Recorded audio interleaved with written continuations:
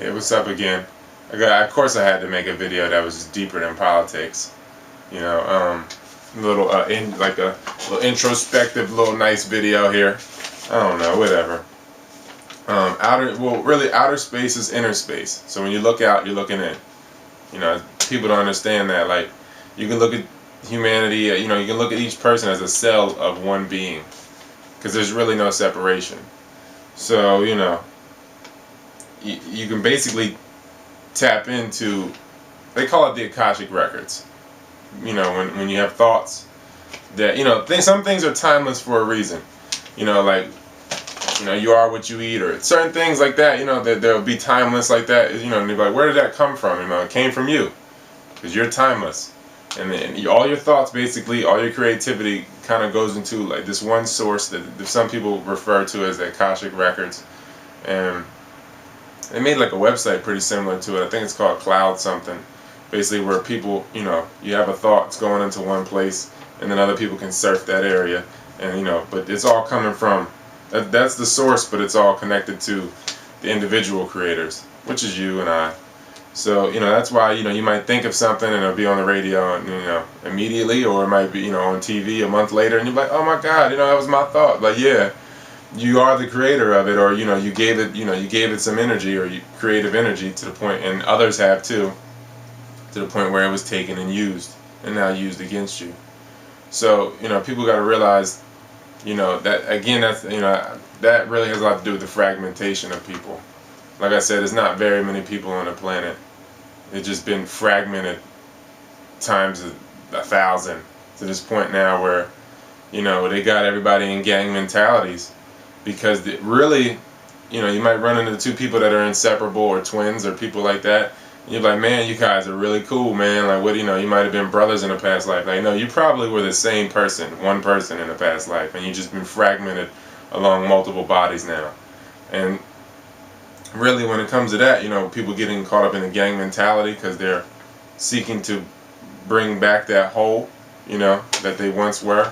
If you got a bunch of fragmented people and they get into a gang mentality, and you basically have like one, four heads make one, or whatever. Basically, when when that whole group, or when those group of people are swayed or influenced by other forces, because other energies that get up in the vessels, because that's all this energy body is a vessel. And once that happens, you can have things like mass possession. I know it sounds crazy, but what do you think war is? You think people really go to war on their own merit? It's against their own will, but they're mass possessed though. It's mass possession in most cases.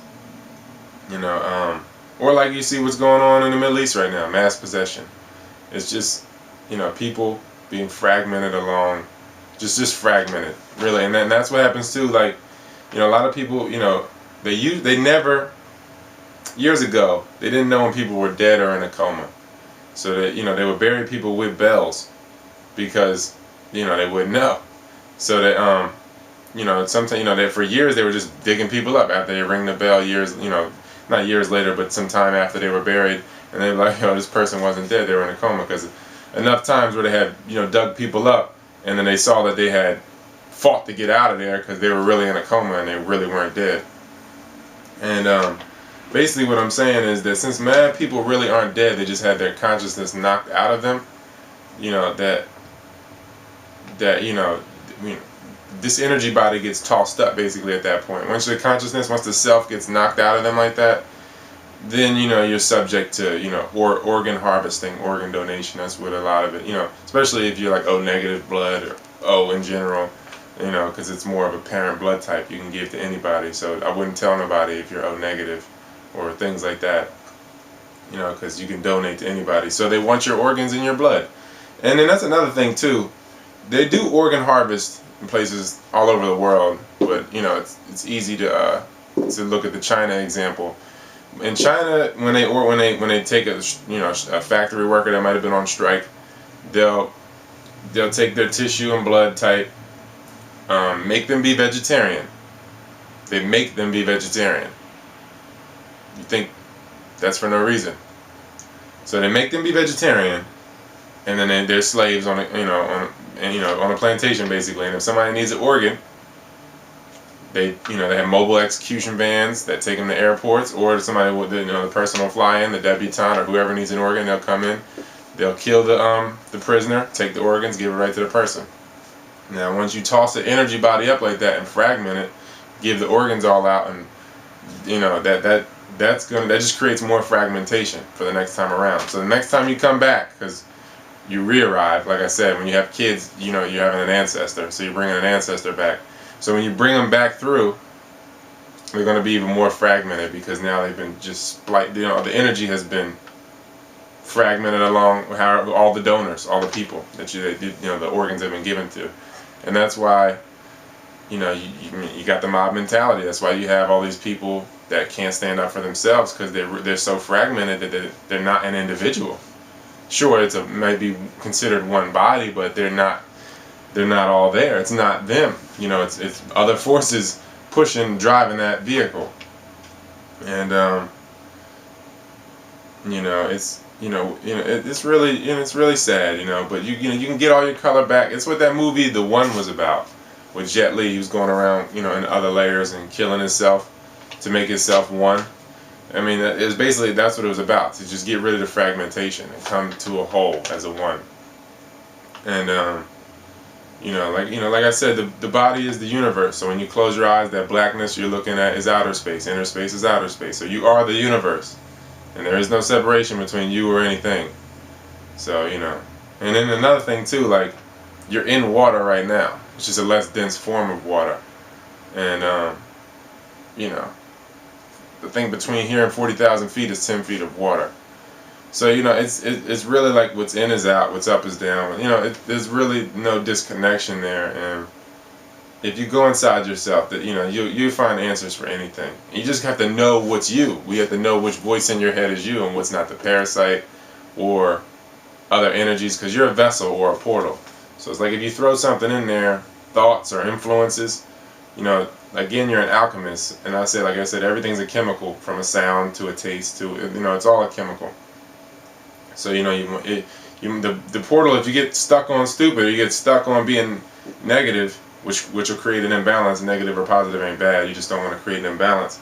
If you got somebody doing that, just being influenced, their vessel being influenced, and they just keep repeating this negative thing, they're basically recreating this moment. That's like if you think of something that was stressful and your hands get sweaty, because you're a portal and you're recreating that event. And that's what they got everybody. They got everybody shell shocked and traumatized.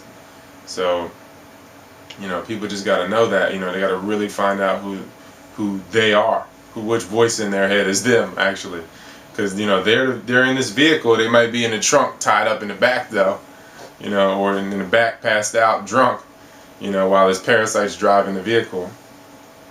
And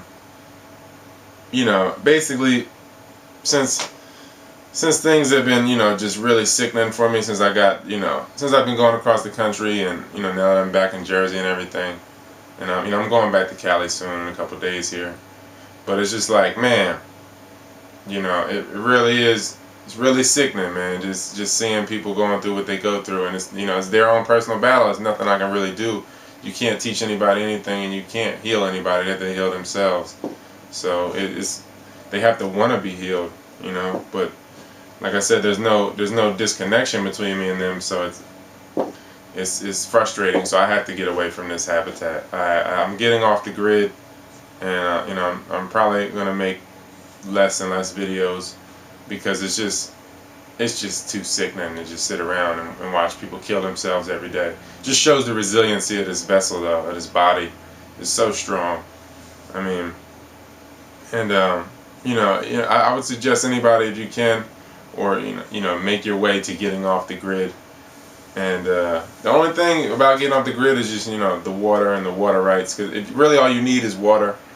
And I don't want to argue with people about the whole breath area thing or whatever. I mean, there's water in the air, and you can breathe that in and pull it towards you. You can pull that towards you, but that's just a whole nother level of being that many of us are not at. But I'm just saying, if you have water, you can grow food, so, I'm just saying, if you have water, you're good. That's all we really need. That's all people really, really need. So, pick your place wisely and get some buffer, some tree cover, and build you a green house.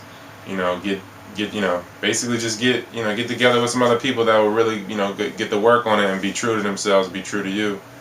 And I've been getting all these comments about the Jesus thing, me looking like Jesus. I was thinking about cutting my beard too. I don't know, but I just know I don't get pulled over with this beard. I look older, so I get over.